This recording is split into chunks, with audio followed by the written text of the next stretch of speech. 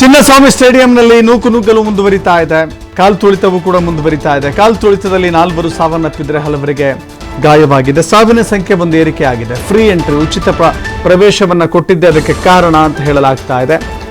ಯಲಹಂಕ ಮೂಲದ ದಿವ್ಯಾ ಸೇರಿ 3 ಸಾವನ್ನಪ್ಪಿದ್ದಾರೆ. ಬೈದೇಯಿ ಆಸ್ಪತ್ರೆಯಲ್ಲಿ 2 ಕೊನೆ ಉಸಿರೆಳೆದಿದ್ದಾರೆ. ಅಭಿಮಾನಿಗಳನ್ನು ನಿಯಂತ್ರಿಸಲು ಲಾಠಿ ಚಾರ್ಜ್ ಮಾಡಲಾಗಿದೆ. ನಿಜಕ್ಕೂ ಕೂಡ ಇದು ಅತ್ಯಂತ ಆಘಾತ ಮತ್ತು ನೋವನ್ನು ತಂದಿರುವಂಥ ಸುದ್ದಿ. ಚಿನ್ನಸ್ವಾಮಿ ಸ್ಟೇಡಿಯಂನಲ್ಲಿ ಈ 4 ಸಾವನ್ನಪ್ಪಿದ್ದಾರೆ. ನೋಡಿ, ಇದು ಫ್ರೀ ಎಂಟ್ರಿ ಅನ್ನುವ ಕಾರಣಕ್ಕಾಗಿ ಏಕಾಏಕಿಯಾಗಿ ಜನ ನುಗ್ಗಿದ್ರು. ಆಮೇಲೆ ಒಂದು ಪ್ಲಾನ್ ಇರಲಿಲ್ಲ. ನಾಳೆ ಸೆಲೆಬ್ರೇಷನ್ ಮಾಡ್ತೀವಿ ಎನ್ನುವ ನಿರ್ಧಾರವನ್ನು ತೆಗೆದುಕೊಂಡ ನಂತರದಲ್ಲಿ ಹೇಗಿರಬೇಕು ಈ ಸೆಲೆಬ್ರೇಷನ್ ಅನ್ನೋದನ್ನು ಪ್ಲಾನ್ ಇರಲಿಲ್ಲ. ಕೆಲವೊಂದು ಸಲ ಹೇಳಿದ್ರು ಮೆರವಣಿಗೆ ಇರುತ್ತೆ ಅಂತ ಹೇಳಿದ್ರು. ಆನಂತರ ಬೇಡ, ತುಂಬ ಟ್ರಾಫಿಕ್ ಜಾಮ್ ಆಗುತ್ತೆ ಮತ್ತು ಅಭಿಮಾನಿಗಳನ್ನು ಕಂಟ್ರೋಲ್ ಮಾಡೋದು ತುಂಬ ಕಷ್ಟ ಆಗುತ್ತೆ ಅಂತ ಹೇಳಿ ಮೆರವಣಿಗೆಯನ್ನು ಕ್ಯಾನ್ಸಲ್ ಮಾಡಿಕೊಂಡ್ರು. ಆ ನಂತರದಲ್ಲಿ ವಿಧಾನಸೌಧದಲ್ಲಿ ಒಂದು ಸರ್ಕಾರ ಆಯೋಜನೆ ಮಾಡುವಂಥ ಕಾರ್ಯಕ್ರಮದಲ್ಲಿ ಭಾಗವಹಿಸೋದು. ಆ ನಂತರದಲ್ಲಿ ಚಿನ್ನಸ್ವಾಮಿ ಸ್ಟೇಡಿಯಂನಲ್ಲಿ ಅದರ ಆಚರಣೆ. ಇಲ್ಲಿ ಏನಾಗ್ತಾ ಇದೆ ಅಂತ ಹೇಳಿದ್ರೆ, ಚಿನ್ನಸ್ವಾಮಿ ಸ್ಟೇಡಿಯಂಗೆ ಪ್ರವೇಶ ಮಾಡುವಂಥ ಸಂದರ್ಭದಲ್ಲಿ ಕೆಲವಷ್ಟು ಕ್ರಮಗಳನ್ನು ತೆಗೆದುಕೊಳ್ಳಬೇಕಾಗಿತ್ತು. ಬಟ್ ಎಲ್ಲೋ ಒಂದು ಕಡೆ ಉಚಿತ ಪ್ರವೇಶದ ಕಾರಣಕ್ಕಾಗಿಯೇ ಈ ಹಂತಕ್ಕೆ ಬಂದು ಹೋಯ್ತಾ ಅಂತ ಹೇಳಿ ನೋಡ್ತಾ ಇದ್ದೀರಿ. ಅಸ್ವಸ್ಥರನ್ನು ಪೊಲೀಸರು ಹಾಗೂ ಅಲ್ಲಿರುವಂಥ ವ್ಯಕ್ತಿಗಳ ಸಹಾಯದೊಂದಿಗೆ ಸಾಗಿಸ್ತಾ ಇದ್ದಾರೆ.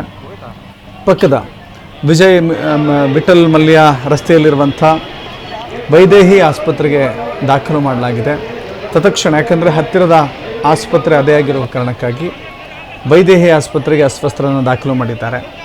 ಆದರೆ ಯಾವ ಮಟ್ಟದಲ್ಲಿ ಕಾಲು ತುಳಿತ ಆಗಿದೆ ಅಂತ ಹೇಳಿದ್ರೆ, ಅನೇಕ ಜನ ಪ್ರಜ್ಞೆ ಕಳೆದುಕೊಂಡಿದ್ದಾರೆ, ಉಸಿರಾಟ ನಿಲ್ಲಿಸಿದ್ದಾರೆ, ಕೆಲವೊಬ್ಬರಿಗೆ ಹಾರ್ಟ್ ಅಟ್ಯಾಕ್ ಆಗಿದೆ.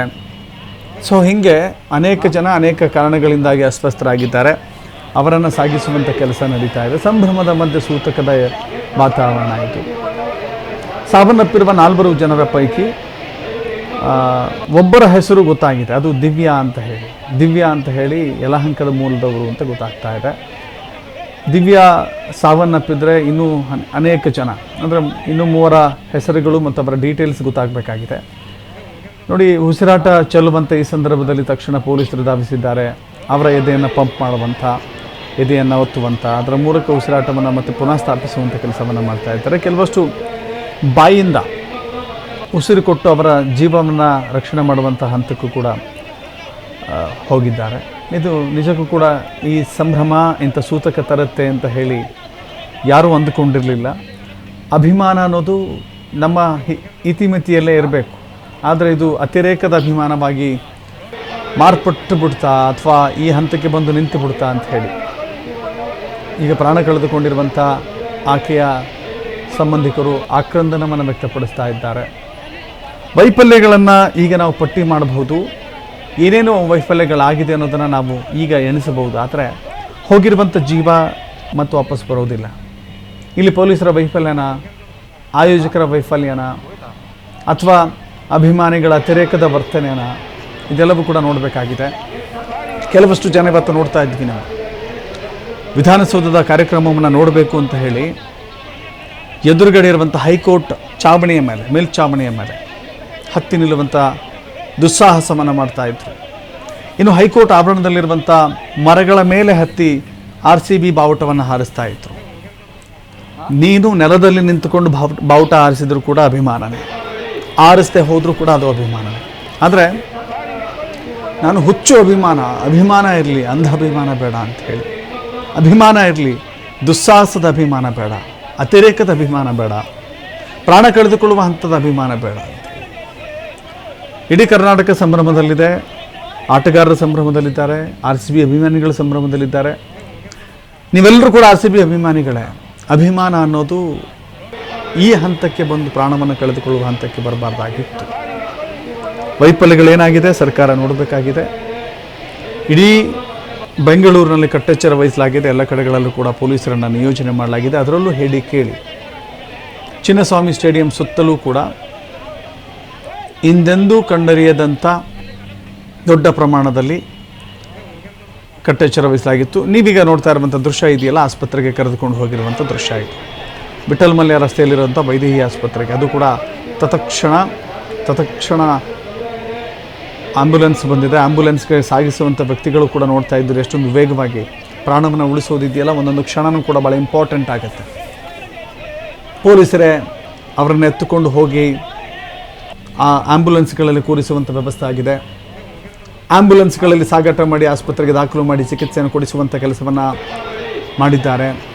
20 ಜನ ಅಸ್ವಸ್ಥಗೊಂಡಿದ್ದಾರೆ. 20 ಜನ ಅಸ್ವಸ್ಥಗೊಂಡಿದ್ದಾರೆ. 4 ಜನ ಸಾವನ್ನಪ್ಪಿದ್ದಾರೆ. ಮೊದಲು ಒಬ್ಬ ವ್ಯಕ್ತಿ ಸಾವನ್ನಪ್ಪಿದಾಗ ಅಂದಾಗಲೇ ದೇವರೇ ಈ ಸಾವಿನ ಸಂಖ್ಯೆ ಖಂಡಿತವಾಗೂ ಕೂಡ ಹೆಚ್ಚಳಾಗೋದು ಬೇಡ, ಇಲ್ಲಿಗೆ ನಿಂತು ಬಿಡಲಿ ಅಂತ. ಆದರೆ ಇದು ಸಾವಿನ ಸಂಖ್ಯೆ ಕ್ಷಣಕ್ಕೂ ಜಾಸ್ತಿ ಆಗ್ತಾ ಇದೆ. 20 ಜನ ಅಸ್ವಸ್ಥಗೊಂಡಿದ್ದಾರೆ, 4 ಜನ ಮೃತಪಟ್ಟಿದ್ದಾರೆ. ಅದರಲ್ಲಿ ಯಲಹಂಕ ಮೂಲದ ದಿವ್ಯಾ ಅಂತ ಹೇಳಿ ಒಬ್ಬ ಯುವತಿಯನ್ನು ಗುರುತಿಸಲಾಗಿದೆ. ಇನ್ನು ಅನೇಕರು ಕೂಡ ಸಾವು ಬದುಕಿನ ಮಧ್ಯೆ ಹೋರಾಟ ಮಾಡುವಂಥ ಸ್ಥಿತಿಗೆ ಬಂದಿದ್ದರು. ಆ ಸಂದರ್ಭದಲ್ಲಿ ಸ್ಥಳೀಯರು ಸಹಾಯ ಮಾಡಿದ್ದಾರೆ, ಪೊಲೀಸರು ಸಹಾಯ ಮಾಡಿದ್ದಾರೆ. ಪೊಲೀಸರ ಸಹಾಯದೊಂದಿಗೆ, ಸ್ಥಳೀಯರ ಸಹಾಯದೊಂದಿಗೆ ಜೀವ ಉಳಿಸುವಂಥ ಕೆಲಸ ನೋಡಿ. ಅವರಿಗೆ ಉಸಿರಾಟದ ಸಮಸ್ಯೆನೋ ಅಥವಾ ಹೃದಯಾಘಾತನೋ, ಹೀಗೆ ಕೈ ಉಜ್ಜೋದು, ಕಾಲು ಉಜ್ಜೋದು, ಅವರ ಎದೆ ಬಡಿತವನ್ನು ಪುನಃ ಸ್ಥಾಪಿಸೋದು, ಈ ಕೆಲಸವನ್ನು ಅಲ್ಲಿನ ಸ್ಥಳೀಯರು ಮಾಡಿದ್ದಾರೆ. ಇದರ ಜೊತೆಗೆ ಆಸ್ಪತ್ರೆಗೆ ದಾಖಲು ಮಾಡುವಂಥ ಮತ್ತು ಮುನ್ನೆಚ್ಚರಿಕೆ ಕ್ರಮವಾಗಿ ಯಾವಾಗಲೂ ಜನಸಂದಣಿ ಪ್ರದೇಶ, ಜನದಟ್ಟಣೆ ಪ್ರದೇಶ ಅಂದಾಗ ಆ್ಯಂಬುಲೆನ್ಸ್ಗಳನ್ನು ನಿಯೋಜನೆ ಮಾಡಲಾಗುತ್ತೆ, ಅರೇಂಜ್ ಮಾಡಲಾಗುತ್ತೆ. ಯಾವುದೇ ಮ್ಯಾಚ್ ನಡೀಲಿ ಅಥವಾ ಯಾವುದೇ ಕ್ರೀಡಾಕೂಟ ನಡೀಲಿ, ಅಲ್ಲಿ ಆ್ಯಂಬುಲೆನ್ಸ್ಗಳನ್ನು ನಿಯೋಜನೆ ಮಾಡಿರ್ತಾರೆ. ತಕ್ಕ ಮಟ್ಟದ ಡಾಕ್ಟರ್ಗಳನ್ನು, ನರ್ಸ್ಗಳನ್ನು, ಪ್ರಾಥಮಿಕ ಚಿಕಿತ್ಸೆ ಕೊಡುವಂಥ ವ್ಯವಸ್ಥೆಯನ್ನು ಅಲ್ಲಿ ಮಾಡಲಾಗಿರುತ್ತೆ. ಆದರೆ ಇದು ತೀವ್ರ ಅಸ್ವಸ್ಥಗೊಂಡಾಗ ಅವರನ್ನು ತಕ್ಷಣ ಹತ್ತಿರದ